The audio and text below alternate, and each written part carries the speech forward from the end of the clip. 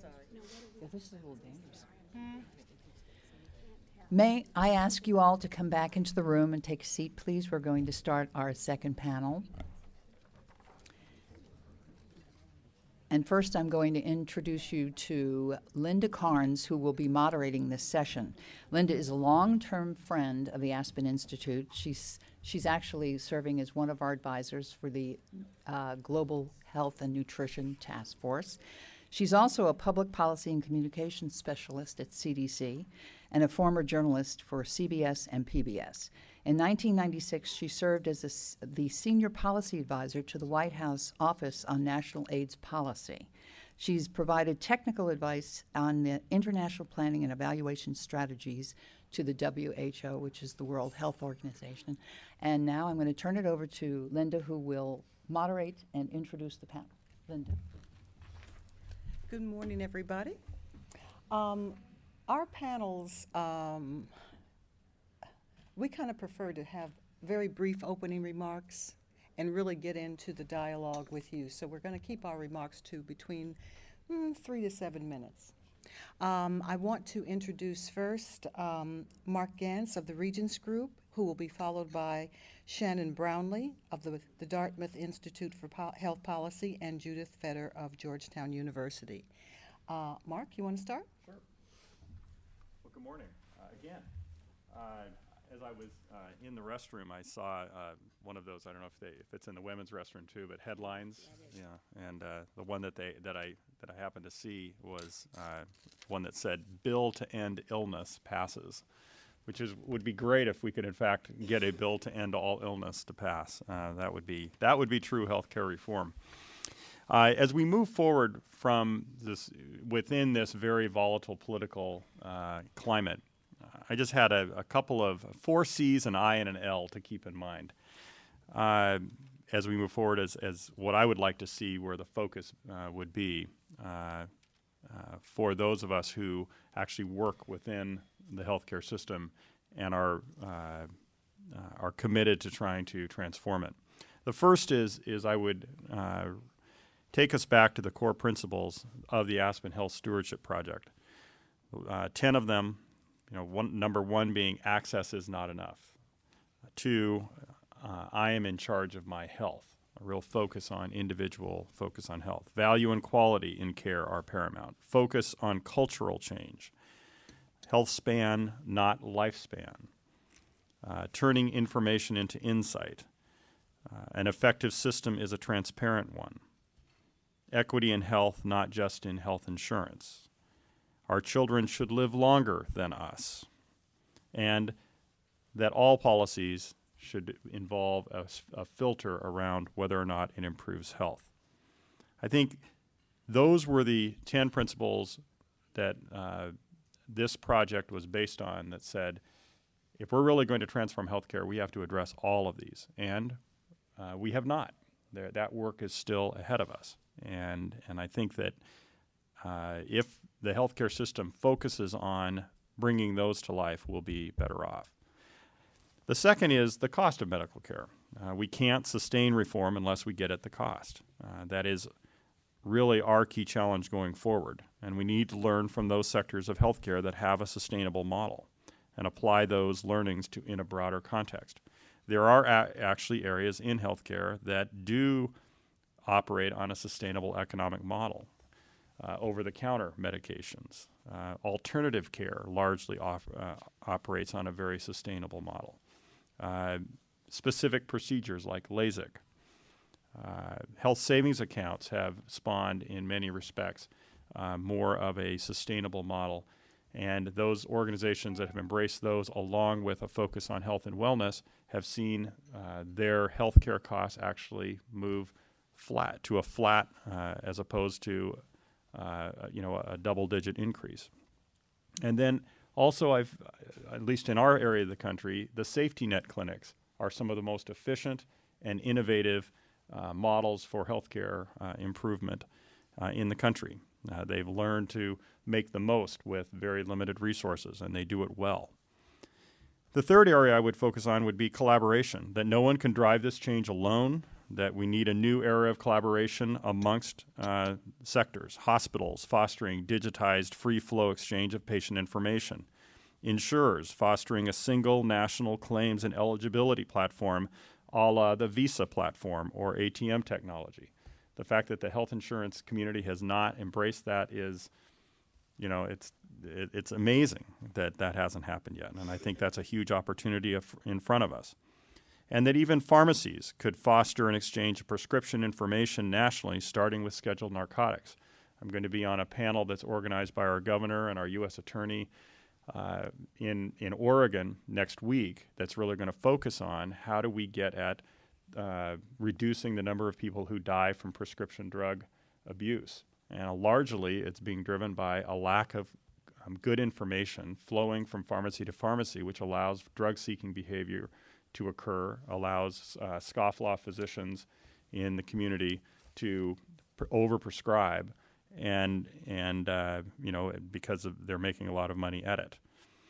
So the fourth area would be cooperation. I think that we've seen plenty of vilification over the last 2 years of various sectors in healthcare, particularly in the insurance sector.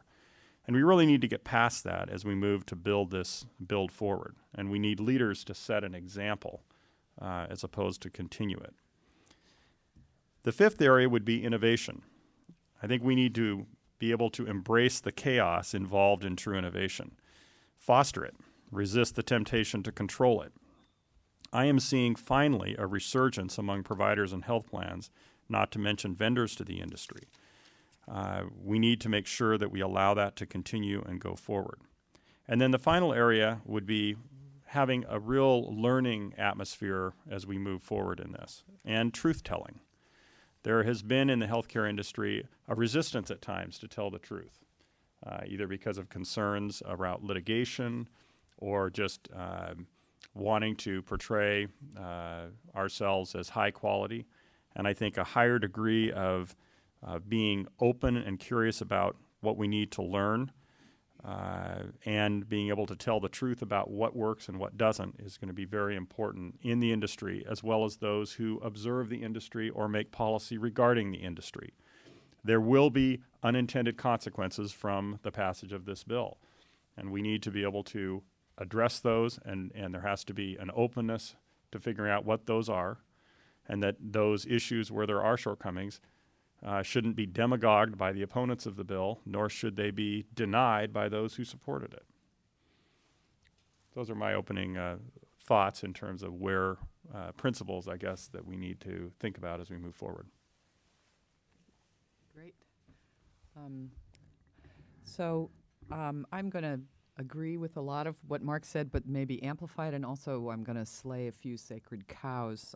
There are really two parts to this bill, and it's funny because the majority of press coverage on it has been to the coverage part, and the delivery system part is often sort of shorthanded as cost control. But in fact, delivery system reform is absolutely crucial for two reasons. One, it has to slow the rate of growth of healthcare spending. It has to, the bend the curve idea. And it has to do a better job of care. And we just had an example of why in USA Today this morning. This will be shocking. Hospital care fatal for some patients, which is a kind of a funny headline for those of us who look at healthcare, the healthcare delivery system, and have known this for a long time. But in fact, some of it really is shocking. It says an estimated 15,000 Medicare patients die each month, in part because of care they receive in the hospital. Now, about half of that was unavoidable. It's adverse events, et cetera, and the other half appears to be avoidable deaths.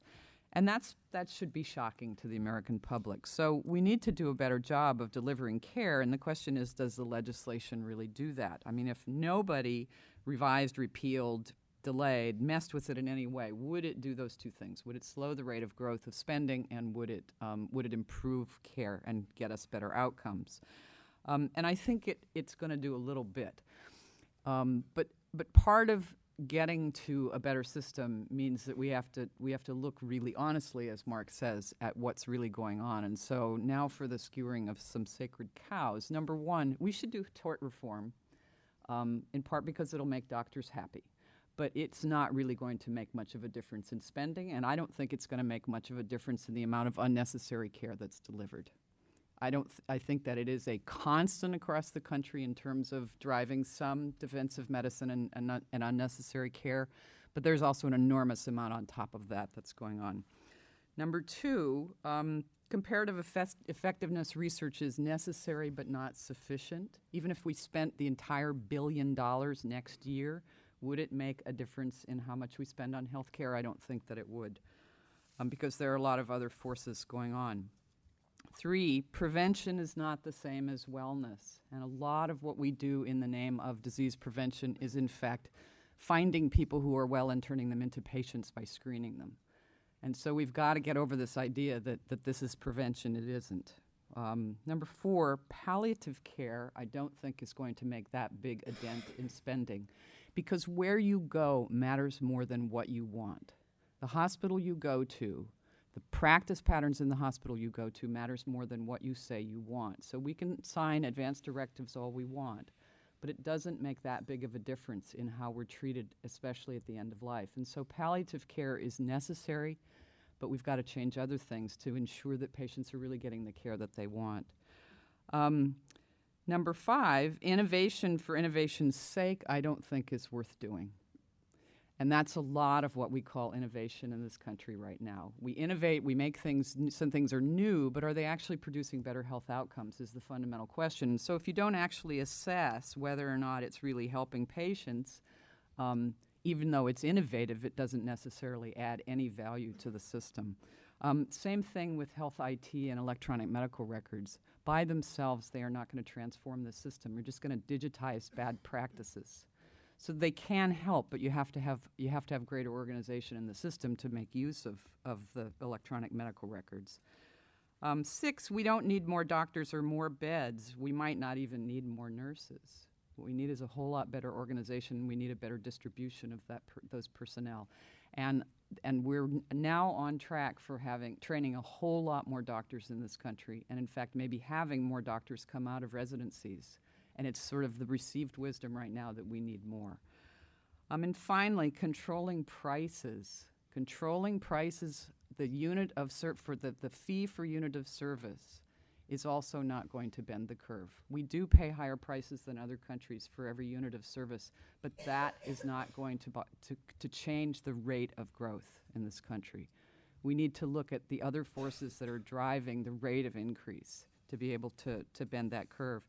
And so that leaves sort of these 4, the way I think of it, that there are sort of 4 principles for what we need to be doing. One of them is controlling the growth of capacity.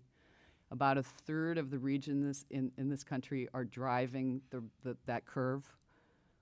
1/3 of them are actually going along at below inflation in terms of rise of healthcare costs in the Medicare population, and then the others are sort of somewhere in the middle. So it's Los Angeles, it's Miami, it's McAllen, Texas, are responsible for an enormous amount of the increase in spending.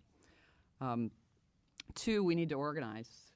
I mean, the system is so disorganized and so dysfunctional, and this is a symptom of this sort of disorganization and dysfunction. 3, we need a science of healthcare delivery beyond comparative effectiveness. We need to know what processes work and what don't, and how many endocrinologists do you really need to take care of 1,000 diabetics. We don't have this science right now. And number 4, we really need to do a better job of helping patients understand what it is that they're getting into, either in the care that they're getting at the end of life or when they're making decisions about elective procedures and tests. We're not really helping patients understand what it is, what's at stake, that the decision is theirs to make, and what the trade-offs are involved in all of the decisions that need to be made. So this is, in a sense, it's about power. We've handed an enormous amount of power and money to an industry. And everybody thinks that all the power is in the insurance industry, but I don't think that it is. It is in the delivery system. And we need to take some of that power back. Patients need to take some of that power back. Payers need to take some of that power back so that we can start really, really reforming the system. So even if we don't do anything to the bill, is it going to transform our delivery system into something that really works and really delivers, good outcomes and really good care? no, but I also bring a little message of hope, which is going around the country. It's been very interesting talking to hospital systems, talking to physicians. The small changes in the legislation have got everybody worried, and they're really thinking hard about what they can do to make things better. Now, there are some systems, I'm sure, that are just digging in their heels, but a lot of people are really thinking hard about how to do a better job, regardless of what the legislation is going to ask them to do. And that's, I think, a really good sign.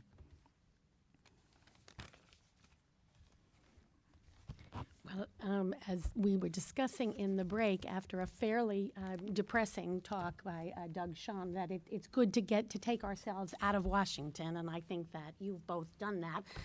Mark, you've been a leader in the industry, being supportive of health reform and continue to take us forward. And Shannon, you ground us in what we really care about as patients and citizens, and take us forward as well. So I'm going to take us forward, but forgive me if I bring us back to Washington and bring it all together. And I'll just say a few words somewhat different from Doug's on where I think implementation of the Affordable Care Act is going, because it is the law of the land, and I do believe that the investment in it is going to carry us through these political troubles and get us in the directions that we need to go. Overall, I want to remind everybody in the room that this is a moderate law. The rhetoric on it is misleading, and here are the radicals in the room. We don't have enough of that. The law really builds on the existing system and establishes the foundation in terms of making coverage affordable and putting us on a path to contain costs and reforming insurance that can enable us to do all of the other things we need to do. So let me just touch on the key elements of the law, setting the record straight in some ways. I wanted to start by pointing out that the law builds on the employer-sponsored insurance system.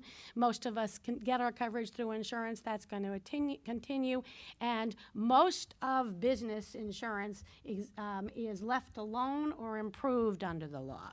The sad thing to me is that big business may not know that. That may be a minus in terms of not fixing some of the things we needed, but in terms of disruption that you hear, be clear that except for some patient protections, for the most part, employers are going to keep on doing what they're doing and are not threatened by this law. It gives them the capacity to do more in the directions we've just heard. What the law really does in terms of the insurance market is have the potential to fix the market outside large employers. It helps small employers with tax credits. They are exempt from the mandate. I didn't have that quite right this morning. Small businesses get tax credits, not mandates. That's important to recognize. And the fixing of the market we need to view as a three-legged stool.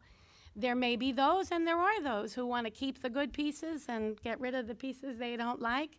But if we're going to all get insurance coverage, as you know well, that works, that doesn't discriminate based on pre-existing conditions, we've got to all participate and not wait until we get sick. That's why we have the mandate. And if we're going to make requirements through the mandate, we've got to have subsidies. You just can't pick and choose. And I think one of the positives is that the insurance industry is quite well aware of this. It is in everybody's interest that everybody have coverage. We need to remember that. The market reforms are the responsibility in large part of states to enact. And even though we are seeing not only contention, political contention in Washington, but also action in states to challenge the mandate, this fundamental piece of the law, at the same time, in those same states, the executive agencies are busy implementing the law, recognizing that it is in the best interest of their citizens, there is money on the table, and the law is going forward. So we need to remember that at the same time, there's a political battle, there's really hard work being done to build exchanges and to make Medicaid more effective. When we turn to the cost containment, which is you are right to not label it cost containment, but I just fell into it. Where we talk into what we're talking about is delivery reform that needs to be supported by payment reform, and that requires a change in the way in which we pay providers, and in order to get the kinds of outcomes that we're looking for. And the law establishes Medicare as the engine for that reform. Now, many who are familiar with Medicare and the Center for Medicare and Medicaid Services is not used to thinking of it as an engine, but in reality, it is going forward, implementing the new Innovation Center, particular elements of payment reform that have the capacity to move us away from promoting unnecessary hospitalizations and instead to promoting health and wellness and good prevention and primary care. And I couldn't agree more with your sacred cow slaying and almost, I think, all of those areas. So this, to me, this area of delivery and payment reform, and we're talking about excitement in this area, that whether it's fear or excitement, we need to build on it. Medicare can't do this alone. It needs to be a collaboration across the whole healthcare system.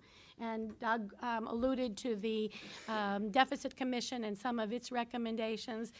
There are in those suggestions some real push on Medicare. We have to remember, yes, we need to push Medicare, but Medicare cannot change the system by itself. It's got to be a collaborative effort, which I think is a tremendous opportunity that the law provides to move in the directions you've both described.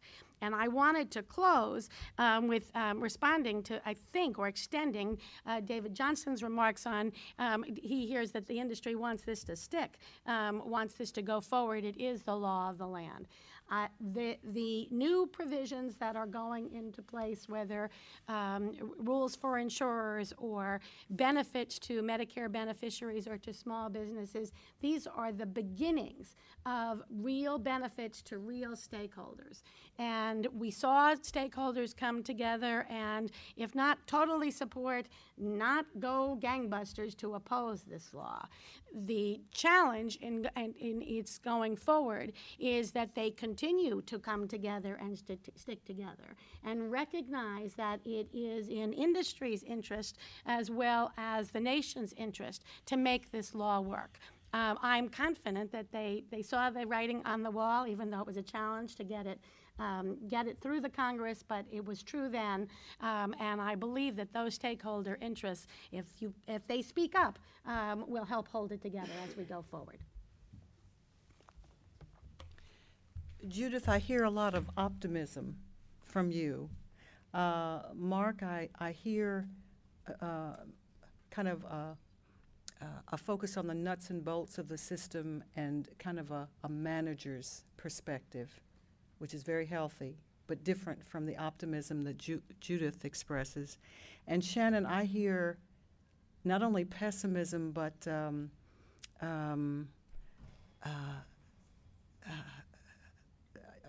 this isn't going to work, and but not necessarily any direction as to how we should go.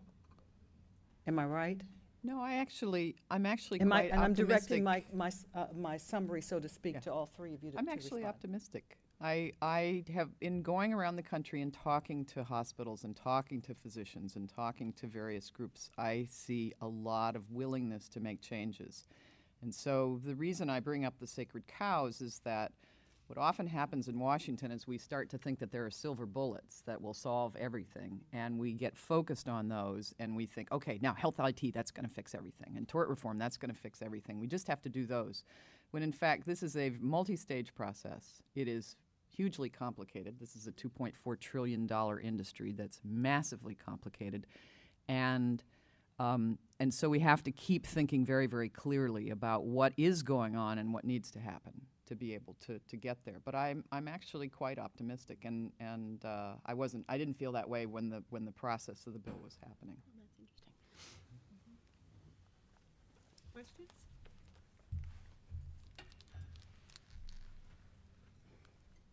Please. We need the microphone. We can hear you. But we need it for the recording.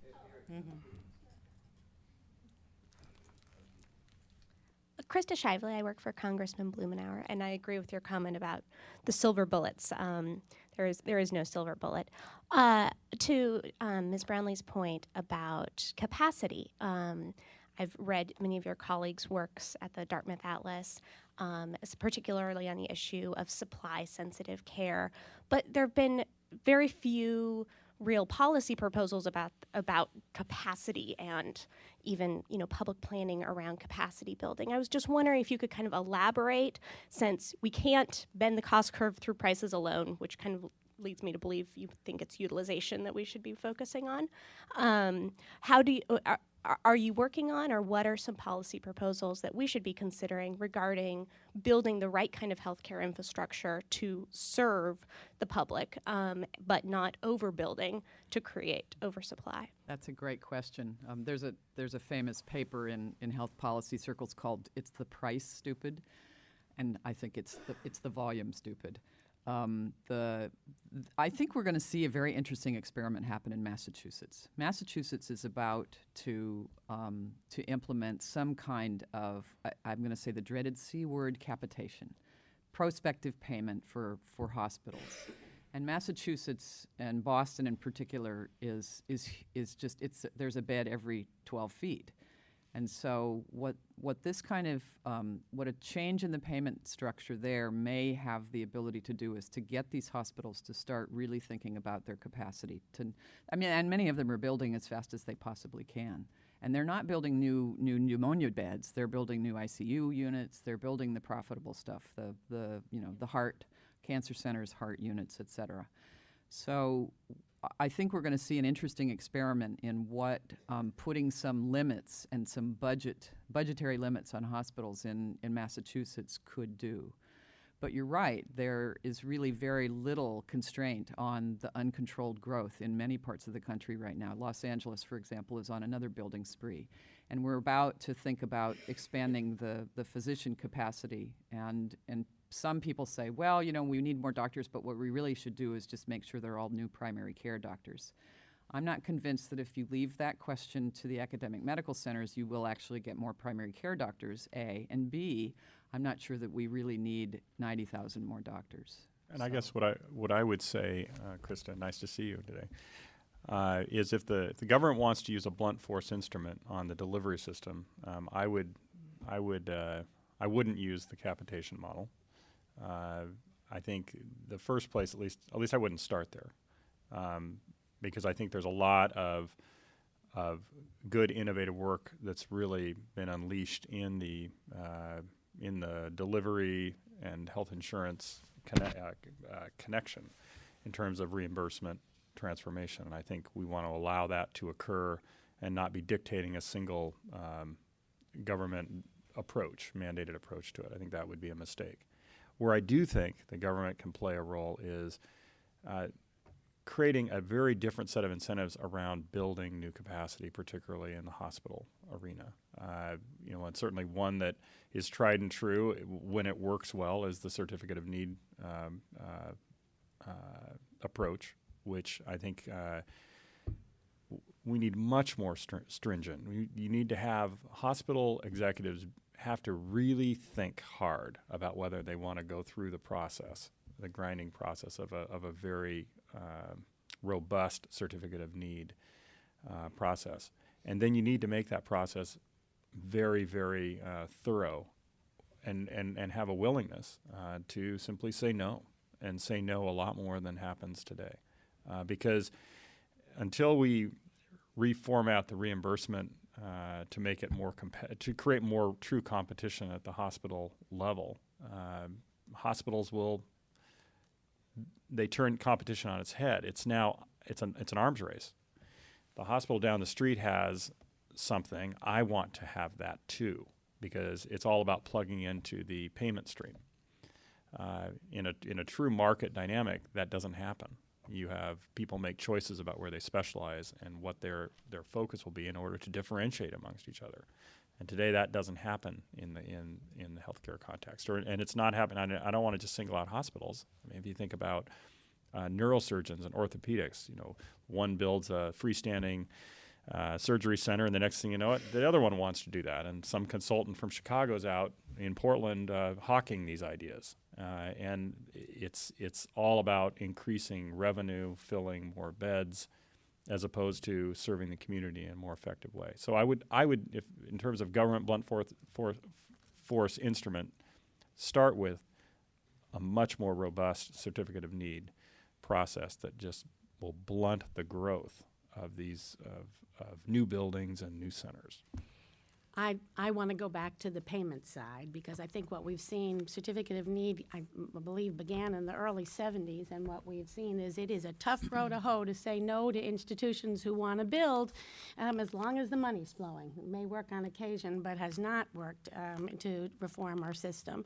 But I also want to say that I don't think we're talking about blunt force instruments. I think that Massachusetts is looking toward, if I understand it correctly, moving more aggressively on elements that are in the Affordable Care Act on a voluntary basis, the beginnings of them. So the accountable care organizations, which I am very hopeful will be more than a new label and truly a stimulus to new kinds of provider organization, is the basis for moving in precisely the same direction. It is, but not necessarily by capitation, but by making payments to providers organized to take full responsibility for the care for each payment, with strong incentives to save or not to overspend. And we will soon see a rule coming out from CMS on the accountable care organizations, which may not do everything, may not be as strong. I think that there should be, and we're seeing this from a number of organizations, including MedPAC, there should be shared risk as well as shared savings. So bounds. It's not capitation. It is a kindler, gentler move in the same direction on a voluntary basis. And to your capacity question, and I couldn't agree more with Shannon about let's not make this a call for training more doctors. We don't need more. We may need different, but we don't need more. When you reorganize the system to require more primary care and less acute care, granted, it's hard to shift existing professionals, but when you shift the management of patients, you shift the needs, and they're for different kinds of personnel. It's not just doctors who can deliver the kinds of care we need. It is paraprofessionals, trained nurses. We have a much broader professional base. And if we can be successful in terms of administrative simplification and reducing the time spent on paperwork, we free up a whole bundle of time that can be devoted to patient care. So I don't think you need to look to new legislation right now. I think that yeah, I'm so exactly that. But I do think that members of Congress do well to keeping a pressure on to make what they wrote in that law or what they signed on to in that law work.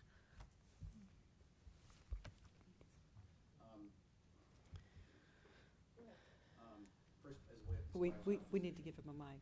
Mm-hmm. And please identify yourself if you would. Mm-hmm. My name is Mark Soberman, and by way of disclaimer, I'm a physician, but don't hold that against me. One of the things that I've come to embrace as a former student of Elizabeth Teisberg's is competing on value and on outcomes, and I really believe that that will be a transformative force. However, one of the things that I've been struck by as you look at things is right now, as we look at really trying to constrain capacity growth, right now, most healthcare providers are really feeling the need to be all things to all comers. And I think that communities oftentimes expect that their local hospital will provide every service and that they don't want to go 5 minutes out of their way or 10 minutes out of their way to get better care. And I think that, and I'm interested in the panel's response to this, because one thing I think we really need to look at is rationalization of services. Every hospital doesn't need to do cancer care. Every hospital doesn't need to do cardiovascular care. And we are structurally not set up for that right now.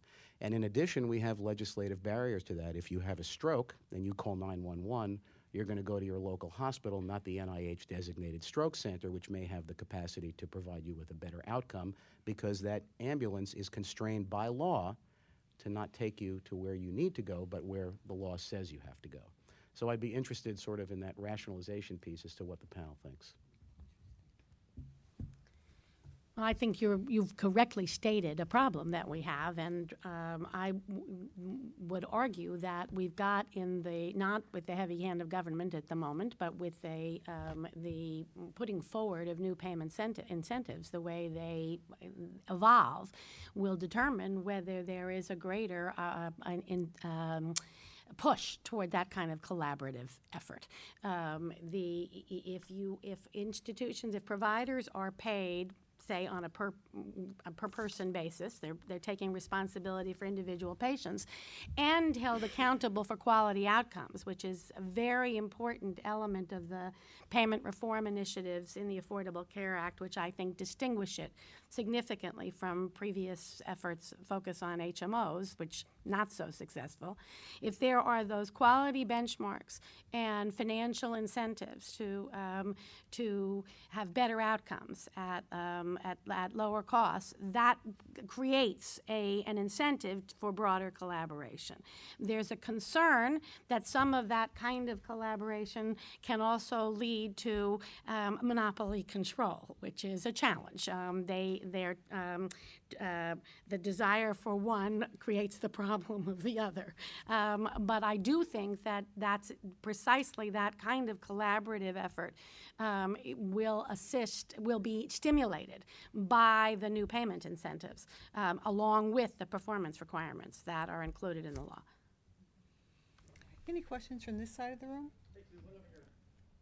Go ahead, I asked a question in another service. You got a question there? Please. Hi guys, Jason Don with Regence.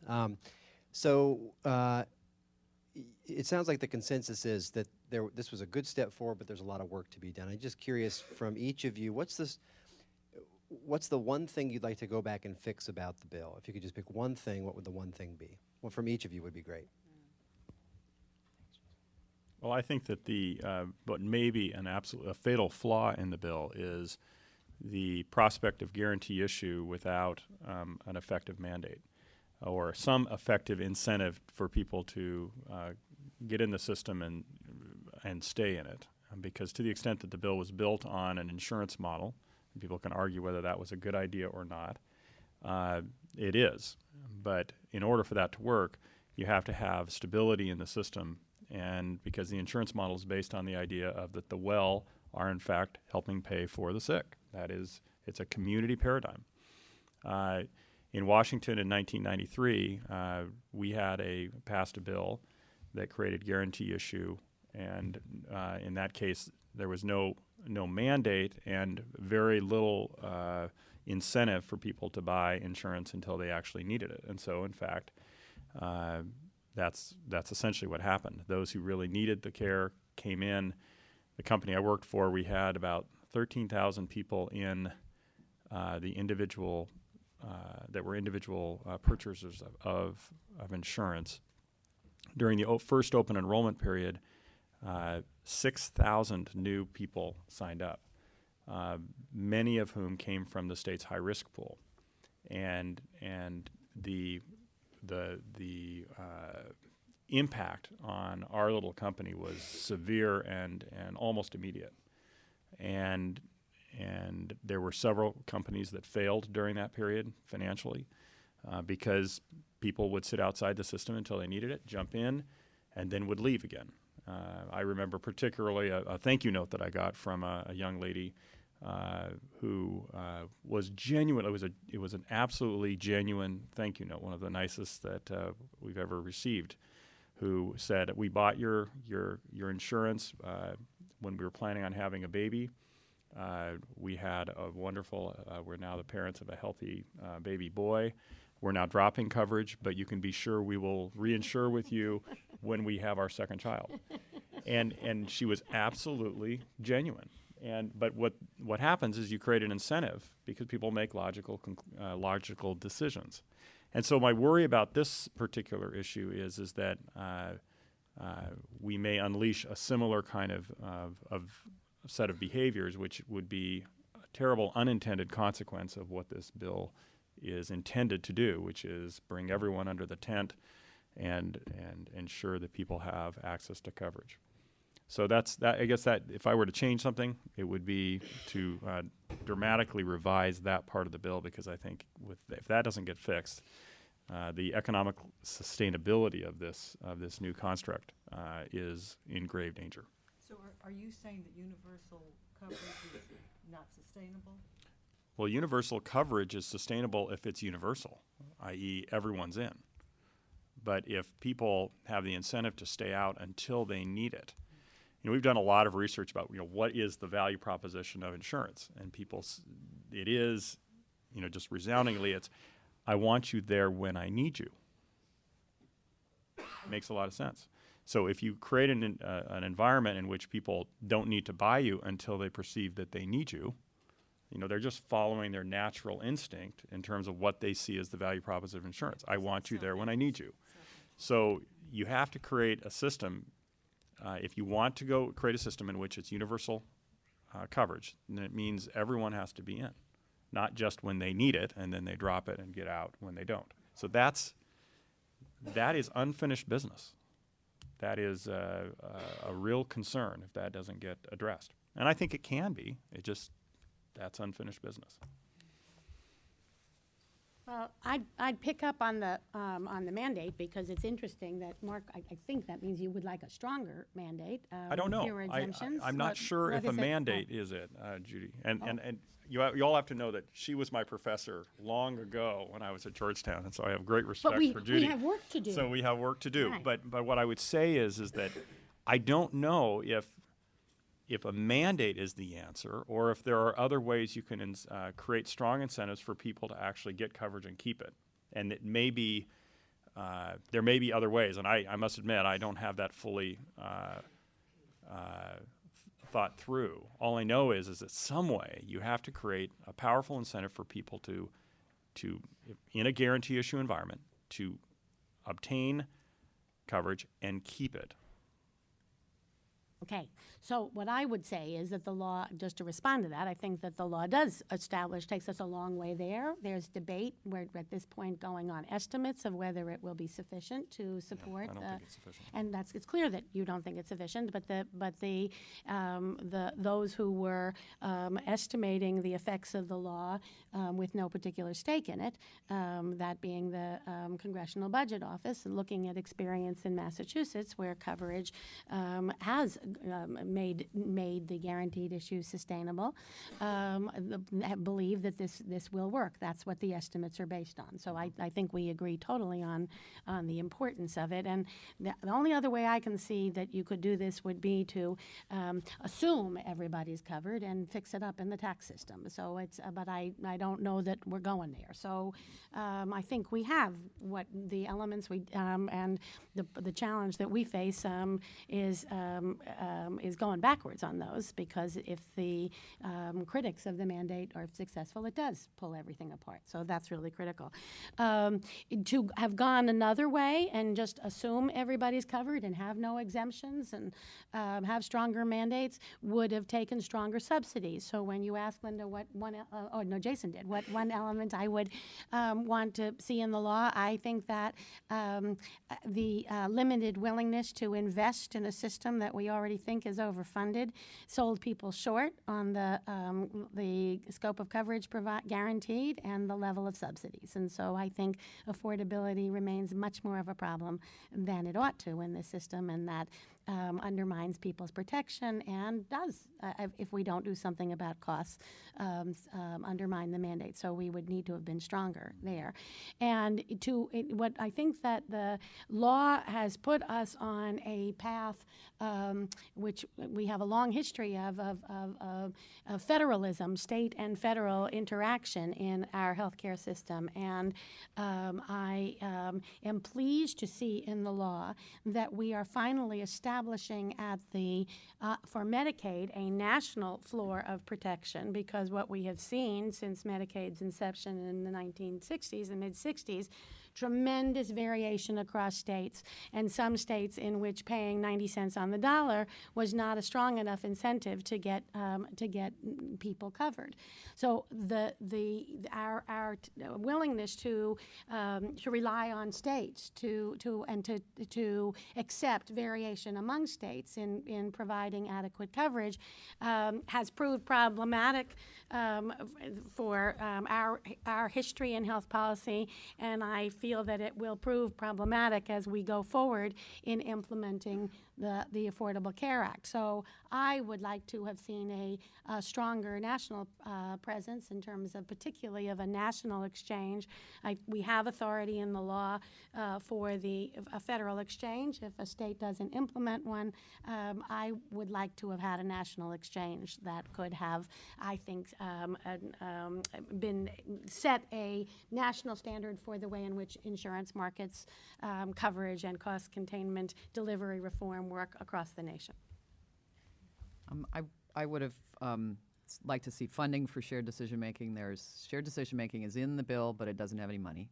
Number two, and here's the shocking thing, I think that beneficiaries living in regions like Miami that are spending more ought to be paying a higher premium, because you would see a very fast shift in people's awareness of what's going on in their particular communities. How politically realistic is that? Zero.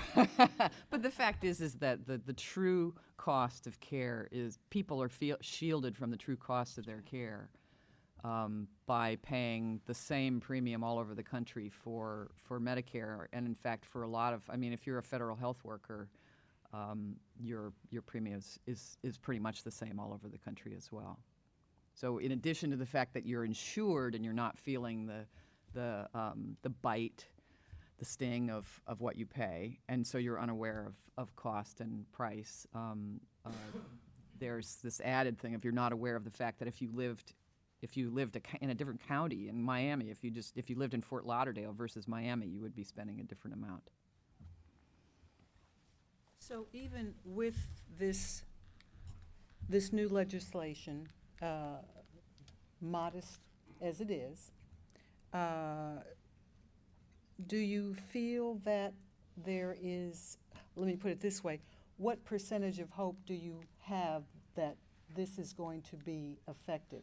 How much better is it going to make things for the average American consumer in the next 5 years, let's say? Is it worth it? Is the bill worth it? Oh my God, that's you nailed it there. The bill is most definitely worth it. Why? Because a law that promotes coverage for or funds coverage for an estimated 32 million people that puts us on creates market tools, new markets to make our dysfunctional non-group and to considerable extent small group markets to make them function to provide meaningful insurance when we're sick, and that creates on delivery reform and cost containment and all other aspects of what we've been discussing, including shared decision making, puts us on a path to change the system. There is no question in my mind. So I am 100% optimistic that we are moving in the right direction, but I am 100% certain that it will take considerable work to make it work. The alternative of not having done it or having done some, I've argued that if this is incremental, it's one hell of an increment, but that's actually a fair way to characterize this law. What others have called incremental, I've been working on this for close to 40 years. This is an accomplishment and an overcoming, or a beginning of overcoming, a political hurdle that is essential to our achieving what any of us care about in this system. Can I ask a question of my two panelists? How much of delivery system reform is going to be driven by CMS, and how much of it is going to be driven by private payers? How much of the innovation and change? I hear you. I think that maybe I'm biased, but I'm already seeing a lot of it being done within the private sector, and I think that it's very exciting. If there's one thing that I've seen this bill do, just the passage of it has created a sense of urgency that did not exist before. And you have to understand that in the healthcare system, I think we all understand it, how there's a very just a stodgy culture. I mean, physicians very paternalistic, hospitals kind of controlling, health plans primarily feeling that their job was to control the other players in the system. And I think that the passage of this bill is starting to sort of break that a little bit and create more of a sense of we got to work together. We have to collaborate because none of us are going to survive on alone. And so we're part of, and I'm really talking later in the day in the afternoon panel about some incredible work that is being done in our area of in our neck of the woods in terms of reimbursement transformation, and it's exciting. And so I think that's where the primary work is going to be done. I hope that Medicare, the folks at CMS, will be gathering that data and synthesizing it, and then bringing some of those learnings into the Medicare program, and then that will really cement it going forward. So, and I'm glad that, Mark, you said it that way. I think the law stimulated this, and as someone was claiming earlier, fear is a powerful motivator. So I think that there's a tremendous interest in the industry nationally to change behavior and get control of it because they see what's coming. What we have seen in the past is that, looking over decades, is that moments of fear can disappear rather quickly, and so they need to be accompanied by thoughtful action at the federal level. And Medicare can't, as I said before, can't by itself change delivery or slow payment growth, but it is one big payer, and what Medicare does can influence and does influence the private sector, and Medicare is also responsible for the patients who use the most care, so it has tremendous capacity to change.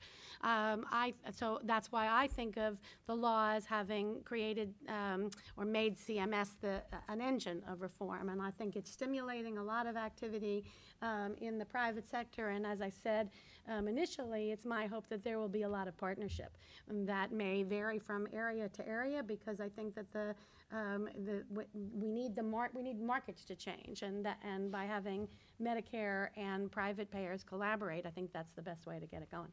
I think the federal employee plan can also be a really large influencer of change, because it's built on more of a market model.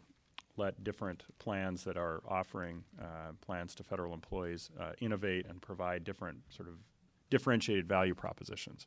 And to the extent that that can be stimulated more so, I think that could be a very powerful motivator of change within the private sector.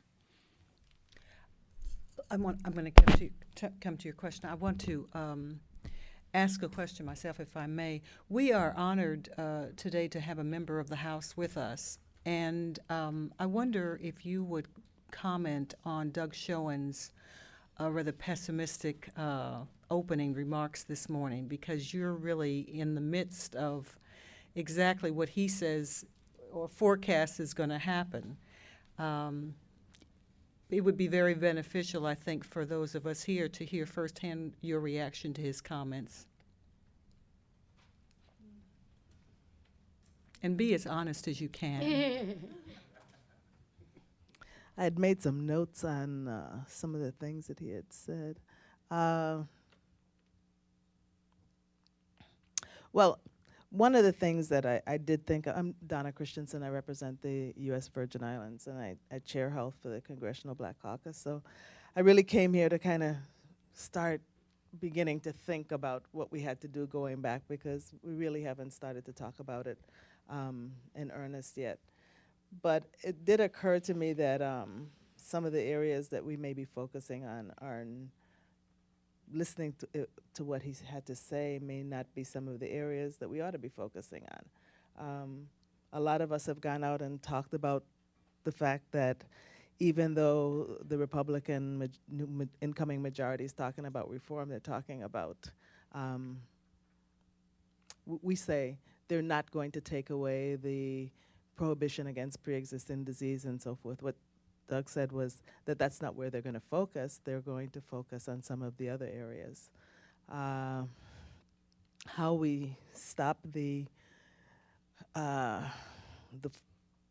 funding issues is something that we are focusing on, but we're not sure how that's going to happen. I'm not sure that we focused enough on where the states may play a role, and that's something that he talked about.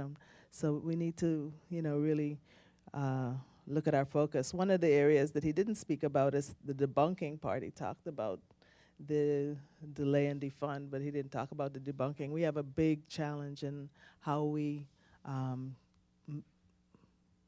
recapture, if we can, the message. Some people think that that's a lost cause, but we really do have to be able to recapture the message and make sure that people know what exactly, as Judy's talked about, what is in the bill, what's good about the bill. And maybe we are talking about the wrong things. I would have thought that talking about covering everyone and increasing coverage of Medicaid and making sure everyone had a physician, I would have thought that those would have been good messages. But what he's saying, that they didn't connect. So we really have a lot of rethinking to do with what is the message that does connect. Can I offer a thought about that? Again, sort of a voice from Main Street. I think what I hear over and over again is people aren't interested in kind of another government, the perception of another government handout. They're interested in a healthcare system that is more responsive to their needs, that is more focused on them. And I frankly think the current system should be indicted on that. I don't think that the current system as it's structured creates a focus on the individual patient. Shannon and I were talking last night. It's sort of, you have these titans, if you will, whether they be hospitals or insurers or pharmaceutical companies, other and the like, and they're all focused on each other and sort of how they win in this game. And the individual patient is not the primary focus.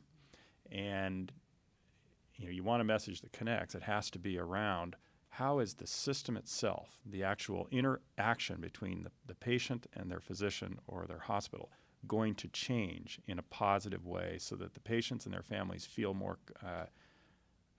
connected. I mean, palliative care is a good example, and Congressman Blumenauer was a leader in trying to promote that, and that got completely distorted into death panels. But the fact of the matter is that that's an example of where the system really underserves individuals and their families, where death is viewed as always the enemy and a failure.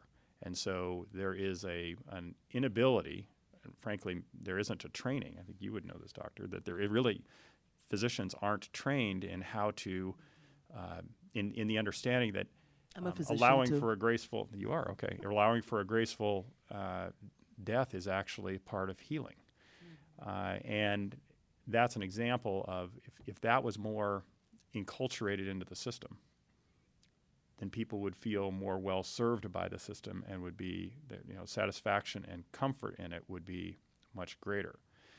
I think more transparency around what things cost and the value, the understanding of the value and quality of things is something that will give people a sense of greater self-determination and, in a sense, self-control over their interaction with the healthcare system. That's what I'm hearing, that's where the key disconnect is for Americans. That's where I think the message needs to be focused. And the actual substance of the work that remains needs to focus there.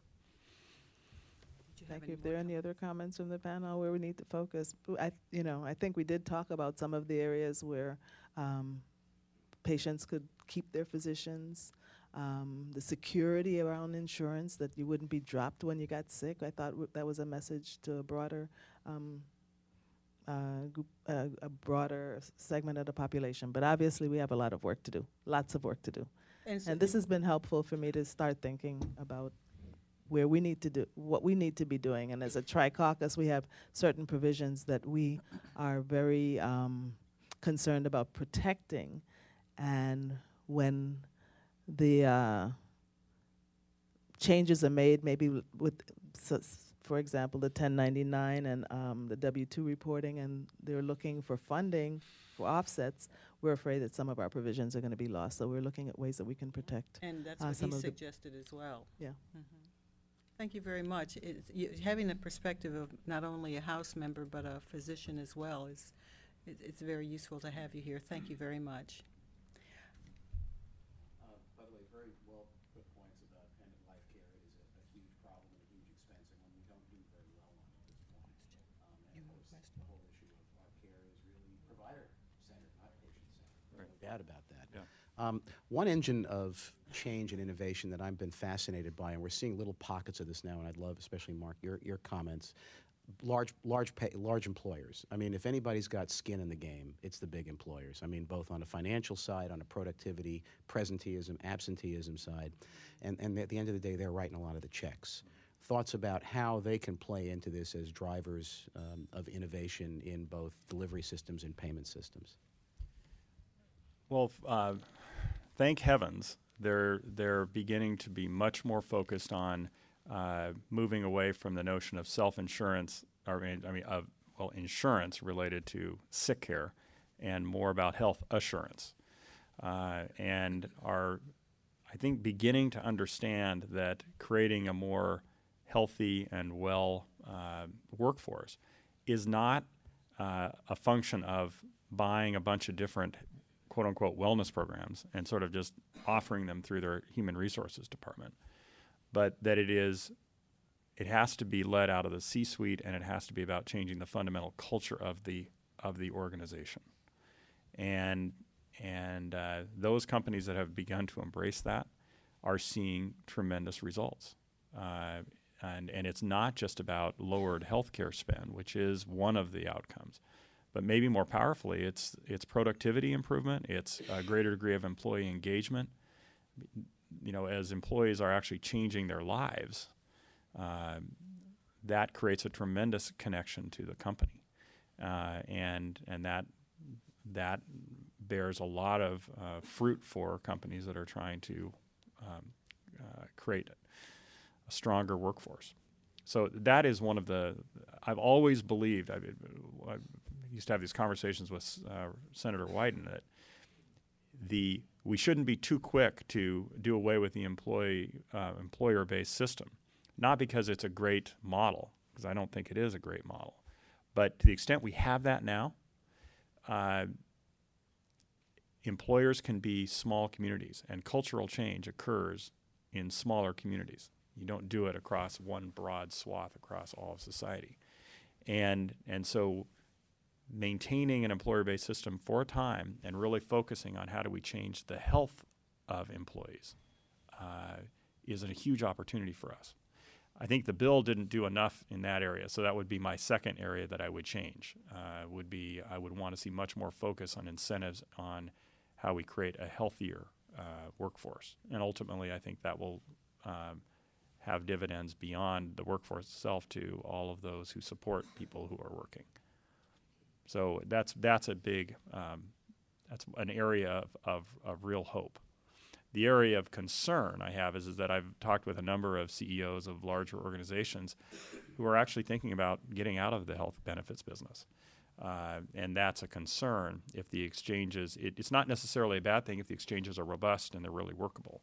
But if that all happens too suddenly before the exchanges really have their feet underneath them, you could see a lot of disruption in the near term. but I prefer to focus on the positive and what I see as rays of hope around health. And one of the things that I've found sort of inexplicable is that when employers, for example, in California, if you contract, that you have a lot of choices about who you contract with, and employers don't tend to pass on savings that they would see to employees in a lot of cases, and I think part of that is that they haven't really engaged in the question of how they're going to get the best care for their employees. And to some degree, I think that's because the C-suite hasn't been engaged. Yeah. It's like, oh, that's a problem for HR. We don't have to think. I'm the CEO. I don't have to think about that stuff. And even though it's the most unpredictable and one of the fastest rising costs that they have, the top has not said this is something we really need to be engaged in. And so I think the more the C-suite does get engaged in the question of how do we get the best care for our employees, then I think we may see some changes and being able to direct employees towards better care rather than just sort of what's out there. And I would just add to both. I think that the pursuit of the best care also means participation in payment arrangements that will encourage it. And those opportunities are there. The alternative, which is the more standard way of controlling what they're paying, is to cut benefits and make employees pay more. And so I think then the challenge, and it's a bad, as we know, labor market. So, the evidence to date in Massachusetts is that employers, there is always some dropping, but that the expectation that everybody have insurance coverage with a mandate actually expands employer coverage relative to what it would otherwise be. Employers have always been able to get out. They're kind of on the fence. I've wondered why they stay in, but they do, and I think that there are new opportunities for them to focus on better care, more efficiently delivered care, and better health as employee benefits, rather than simply continuing to shift more and more of the premium to employees. I promised two people at this table, but let me just see, because I feel like we're neglecting this end, if there are any questions over here. Please. I'll come back to you. Hi, my name is Claire Lucas. I'm with National HOSA, Health Occupation Students of America, and I'm also a college student preparing to be a healthcare professional. So my concern is that today we're discussing that there's not this need for healthcare professionals, but when looking to the future, as the baby boomers need this more medical attention, and as we're having retainment of quality healthcare professionals today, looking to the future, do you see that there will be a greater demand for healthcare professionals? Can we manage it by improving the distribution of healthcare professionals, or by improving the quality of care, or by recruiting more healthcare professionals in a variety of professions, like the nurses, the rad techs, things like that? There's a fairly widely accepted figure for the amount of unnecessary care being delivered between 20 and 30%. So if we base future expected need on the basis of current utilization, we are going to need more doctors and we are going to go bankrupt. So the idea is to make the system start reducing that inefficiency and reduce that unnecessary care. And when you do that, it means that you don't need as many people to be delivering all this care that's not necessary. Now, at the same time, we have people who are not getting the care that they do need. So does that mean that it's sort of a zero-sum game, that when we start delivering the care that people do need, then that'll offset the unnecessary care that's being delivered? And I don't know that anybody knows the answer, but it seems to me that a lot of the things that we say people do need and they're not getting are, in fact, a function of disorganization more than anything else. Not getting that beta blocker when you had a heart attack. So how we estimate what we need is really fraught with a lot of uncertainties. But I think I think it would be foolhardy to continue on the course that we're on in terms of expanding capacity. I actually think we will need more healthcare providers. My biggest concern I have around capacity is hospital building. Where suddenly you have this and now you need to fill the beds. and that leads to a lot of unnecessary, or you have demand-driven, Supply-driven supply-driven demand. Thank you. You're welcome. But I, my dad, when he was a family physician and kind of the Marcus Welby variety, the average office visit today is somewhere between 5 and 7 minutes. His average office visit was 15 to 30 minutes, and sometimes would go longer when necessary. And so I actually think it would be a good thing for physicians or other healthcare providers, nurse practitioners, physicians' assistants, to spend more time with patients, not less.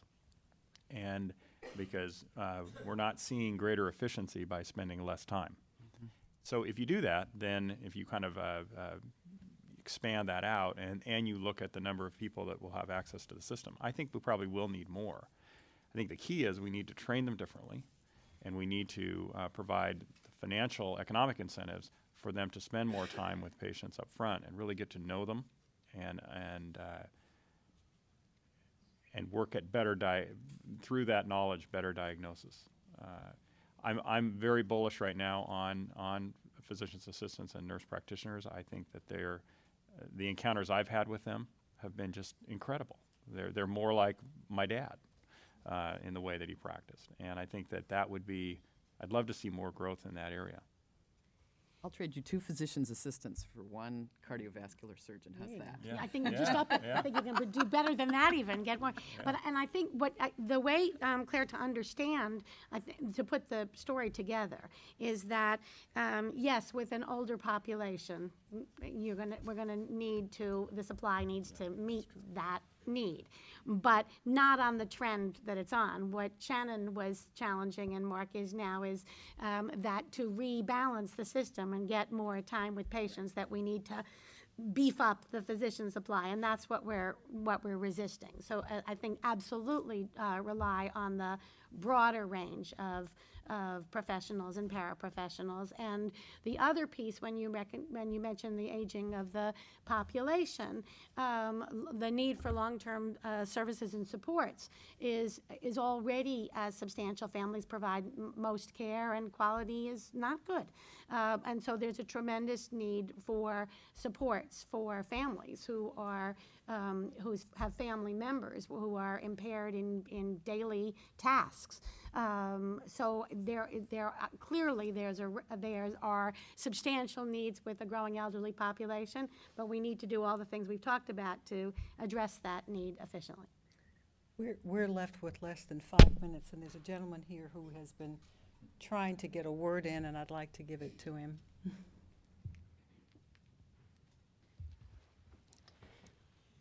EBM, American company. I'm based here in Washington, D.C.